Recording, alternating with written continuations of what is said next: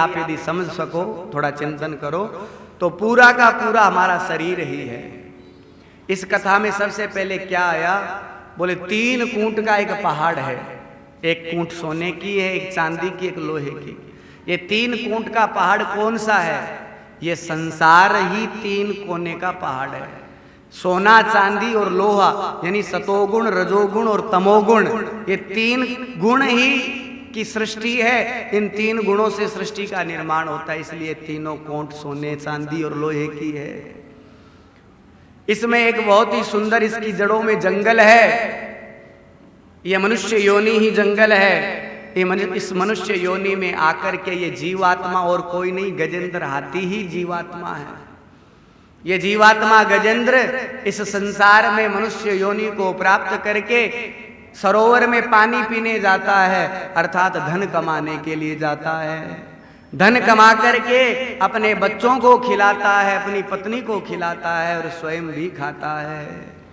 लेकिन महाराज, ये परिवार के लोग जब भोजन करते हैं, धन को खाते हैं, विषय भोगों को भोगते हैं, तो गजेंद्र हाथी नाचने लगता है। ओहो, मेरे बच्चे बड़े आनंद से जी रहे हैं। और उस आनंद को और ज्यादा बढ़ाने के लिए ये सरोवर में उतर जाता है। और सरोवर में उतरने के बाद में विषय भोगों में लगा रहता है। लेकिन इसे पता नहीं महाराज, इस सरोवर में एक मगरमच्छ भी बैठा है। ये मगरमच्छ कौन है? हारी बीमारी व्यक्ति जब शरीर के परिश्रम से ज्यादा, शरीर की शक्ति से ज्यादा परिश्रम करता है, तो इसे कोई ना कोई रोग घेर लेता है, रोग पकड़ लेता है इसका पांव। तो पहले तो ये पूरी कोशिश करता है कि मैं घर वालों को पता नहीं लगने दूं, मैं अकेला ही इलाज करवा लूं। तो पहले तो पूरी कोशिश करके स्वयं अकेला लड़ता रहता है। लेकिन जब समझ जाता है कि अब पार को नहीं पड़े, तब घर वालों को कहता है। तो घर वाले कभी हॉस्पिटल में लेके, कभी एम्स में लेके जाते हैं, कभी सवाई मानसिक में लेके जाते हैं, कभी पीबीएम में लेके जाते हैं। अलग अलग हॉस्पिटल जो है, दुर्लभ जी इत्यादि, उनमें लेके घूमते हैं। लेकिन महाराज, चाहे कहीं घूमो, इलाज कैसे होगा? उसने तो टाइट पकड़ रखा है ना मगरमच्छ ने, तो बीमारी ने। तो परिवार वाले भी थक जाते हैं। वो सोचते ये तो मरेगा सो मरेगा, हमारा व्यापार और खराब करेगा। तो उसको घर में ही खटिया पर डाल देते हैं और वो वहां पर पड़ा पड़ा रोता रहता है। देखो, मैंने मेरे बच्चों के लिए क्या नहीं किया, मैंने मेरी पत्नी के लिए क्या नहीं किया, ये लोग मेरे साथ ऐसा कर रहे हैं। यदि वो वहां पर पड़ा पड़ा यदि यही चिंतन करता रहता है तो उसका कल्याण नहीं होता।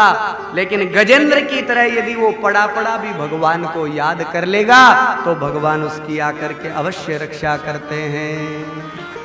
बोलिए भक्तवत्सल भगवान की जय हो। यही गजेंद्र मोक्ष का उपाख्यान है। राजा परीक्षित ने पूछा, गुरुदेव, ये गजेंद्र हाथी कौन था? ऐसा इसने कौन सा पुण्य किया कि पशु योनि में भी मरते टाइम उसे भगवान की याद आ गई? और ये मगरमच्छ कौन था जो भगवान के द्वारा कल्याण को प्राप्त करके आकाश में गया? आप कृपा करके बतावें। सुखदेव जी कहते हैं, हे राजन, ये जो गजेंद्र हाथी था, ये पूर्व जन्म में पांड्य देश का राजा इंद्रद्युम्न था। जवानी में वैराग्य आ गया, पति पत्नी परिवार को छोड़ करके हिमालय की कंदरा में तपस्या करने लगा। इसको घमंड हो गया कि मैं जवानी में त्यागी हूं, तो मेरे से बड़ा कोई श्रेष्ठ हो नहीं सकता। एक बार हिमालय की कंदरा में अगस्त्य मुनि जी आए। उनको देख करके सब ऋषि मुनि खड़े हुए, लेकिन इंद्रद्युम्न खड़ा नहीं हुआ। अगस्त्य जी ने श्राप दे दिया, तू अनाधिकृत चेष्टा कर रहा है और तुझे तेरे त्याग का घमंड है, इसलिए जा तू हाथी बन जा। इसी श्राप के कारण इंद्रद्युम्न को हाथी बनना पड़ा। ये जो मगरमच्छ था, ये पूर्व जन्म में हुहु नाम का गंधर्व था।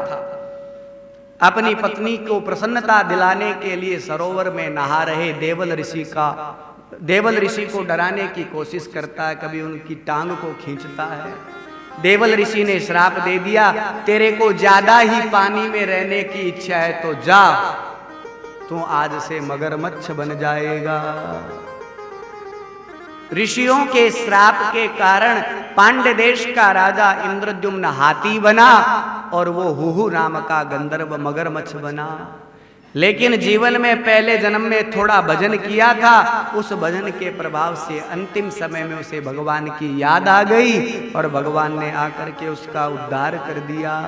ये गजेंद्र मोक्ष की कथा, जिसको बुरे सपने आते हो, ये प्राय शिकायत रहती है लोगों की, बोले बाबूजी मान तो बुरा सपना बहुत आवे, महाराज जी हमको सपने बहुत आते हैं बुरे बुरे। जिन लोगों को बुरे सपने आते हो, रात्रि काल में सोने से पहले इस गजेंद्र मोक्ष का यदि पाठ कर लिया जावे तो महाराज वो बुरे सपने आने बंद हो जाते हैं, और आ भी गया तो उसका परिणाम जो है वो अच्छा ही होगा, इसमें कोई संशय नहीं है। बोलिए भक्तवत्सल भगवान की जय हो।